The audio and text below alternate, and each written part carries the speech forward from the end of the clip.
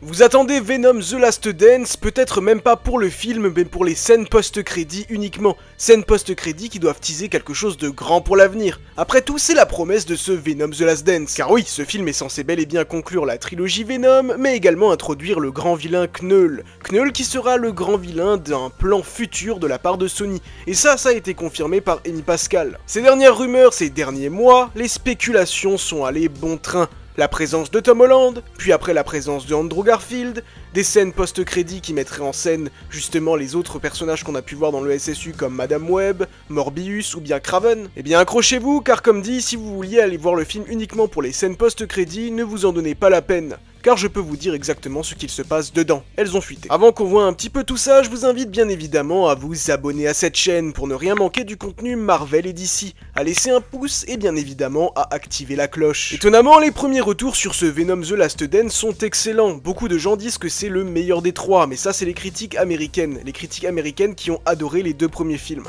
Il est temps de me confesser, j'avoue que personnellement j'ai beaucoup aimé les deux films. Enfin, surtout le premier, le 2 c'est un petit peu un plaisir coupable. Cependant que cette histoire s'arrête au bout du troisième film, je suis plutôt pour. Les premiers retours confirment bel et bien que ce Venom The Last Dance contient beaucoup d'humour, mais également beaucoup de noirceur dans son deuxième et troisième acte. Comme je vous l'ai dit, il est censé mettre en place justement le grand vilain Knull, à la manière d'un Thanos, être introduit dans ce film afin d'être développé comme une très grande menace à l'avenir. Très grande menace qui, selon certaines rumeurs, serait présent dans Spider-Man 4 de Tom Holland. Bah écoutez, quand on voit ces scènes post-crédit et ce qu'il semble y avoir dans ce film, eh bien, franchement, j'ai pas l'impression que ce soit le cas. Après tout, ces rumeurs étaient sorties comme par hasard, juste après la sortie de la bande-annonce qui présentait le grand vilain Knull. Ces rumeurs nous venaient de Alex from CC et n'ont pas été forcément confirmées par d'autres scoopers fiables. Personnellement, je pense toujours que cette menace va rester du côté de Sony, et verra affronter un Spider-Man qui n'est pas celui de Tom Holland, probablement celui d'Andrew Garfield. Malgré le fait qu'Andrew Garfield n'est pas présent dans le film Venom The Last Dance et qui n'est pas fait mention à lui. Mais je continue de croire que Sony a bel et bien des plans pour le Spider-Man de Andrew Garfield, et tandis que le Spider-Man de Tom Holland restera bel et bien dans l'univers MCU. Je ne dis pas du coup que le film Spider-Man 4 ne sera pas multivers, car il pourrait y en avoir, mais je ne pense vraiment pas que Knull fera partie de cette aventure. Bref, la première scène post-crédit met justement en vedette le personnage de Knull qui dévoile son visage. Un visage qui est absolument ignoble. C'est atroce. Les VFX, bon, en tout cas c'est ce qu'on a là, mais ça semble absolument ignoble. Il faut avouer que les VFX mauvaises dans des films de super-héros, ça commence à être saoulant à la longue. Déjà le film The Flash a été, je pense, la plus grosse catastrophe en termes de CGI qu'a connu l'histoire du cinéma. Mais alors là, ce Knull, il est vraiment ignoble. Du coup, on voit bel et bien son visage, et il est teasé un petit peu comme dit à la manière d'un Thanos, dans cette scène post-crédit où il déclare que les planètes seront à lui, que le roi en noir est réveillé, qu'il va tuer notre monde, que tout le monde brûlera et qu'on regardera. Maintenant, il faudra voir dans quoi est-ce que le personnage de Knull pourra être développé à l'avenir.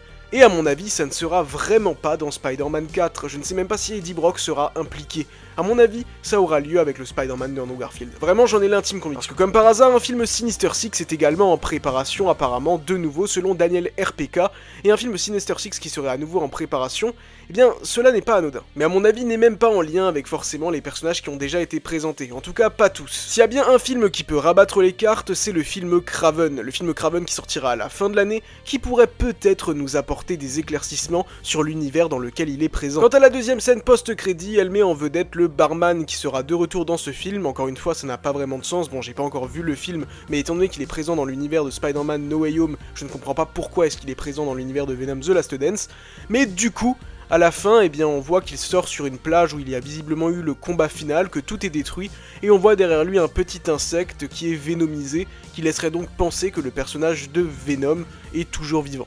Parce que oui, visiblement, eh bien, il mourrait dans le film. Mais pas vraiment, parce qu'on s'en doute qu'il n'y a jamais vraiment de fin à ce genre de personnage. Regardez Robert Downey Jr. Voilà, c'est à peu près du coup ce qu'on a sur ces scènes post-crédit de Venom The Last Dance. Personnellement, je vais découvrir le film en avant-première dès vendredi, et je vous ferai un retour là-dessus. Je l'attendais quand même beaucoup. J'avoue que j'ai vraiment cru à un retour de Andrew Garfield dans ce film. Je suis peut-être vraiment trop...